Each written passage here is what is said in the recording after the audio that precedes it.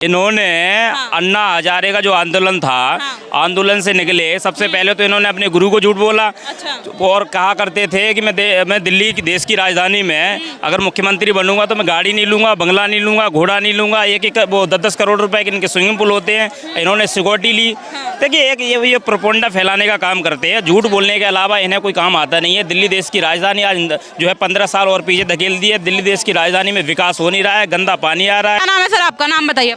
मेरा गुरप्रीत। सर लगातार जिस तरीके से केजरीवाल जी पीएम मोदी की डिग्री पर सवाल उठा रहे हैं कि अगर हमारा प्रधानमंत्री पढ़ा लिखा नहीं होगा तो बड़ी मुश्किल होगी देश को चलाने में, क्या कहेंगे आप इस पे? नहीं देखो, बात ये नहीं है कि अगर पढ़े लिखे से उसको सारी नॉलेज आ जाएगी किसी भी इंसान को, और अनपढ़ होगा तो वो कुछ कर नहीं सकता, ऐसा नहीं है।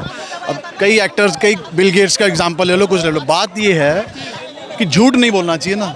मीडिया पे सवाल उठा रहे हैं कि मीडिया वो है, विज्ञापन के नाम पर आपका 300-300 करोड़ रुपए के बजट होते थे और आप ये कह रहे हो कि भ्रष्टाचार के ऊपर कह रहे थे। भ्रष्टाचार की सरकार तो आपकी है।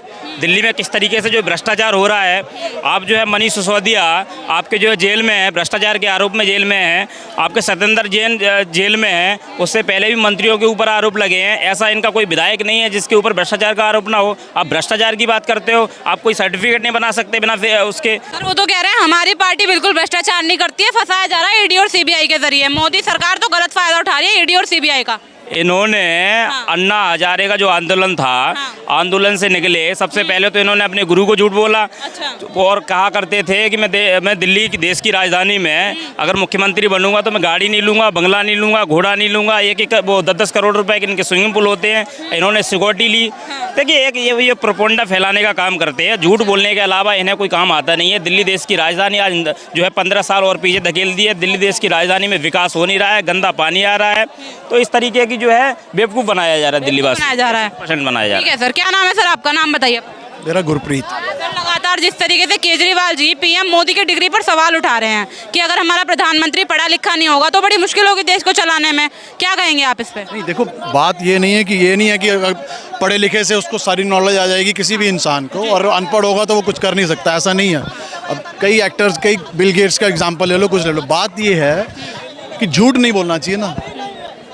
अब जिस ईयर में, एक छोटी सी सिर्फ इसका एक ही लाइन में जवाब है, जिस ईयर में वो कह रहे हैं कि मैंने पॉलिटिकल साइंस किया है, वो यूनिवर्सिटी के रिटायर्ड प्रोफेसर कह रहे हैं कि उस ईयर में हमारे पॉलिटिकल साइंस का कोर्स ही नहीं था इसमें। रिटायर्ड पॉलिटिकल साइंस का कोर्स ही नहीं। तो फिर अब इससे ज़्यादा इसके बाद तो सवाल ही नहीं होता ना कोई। उसके बाद क्या सवाल रह जाता है, मेरे को बताओ। झूठी डिग्री क्यों दिखाई जाती है अमित शाह द्वारा, ये कह रहे हैं आप? हम बिल्कुल दिखाए झूठी इससे झूठ कौन इंक्वायरी कौन करेगा इस चीज़ की?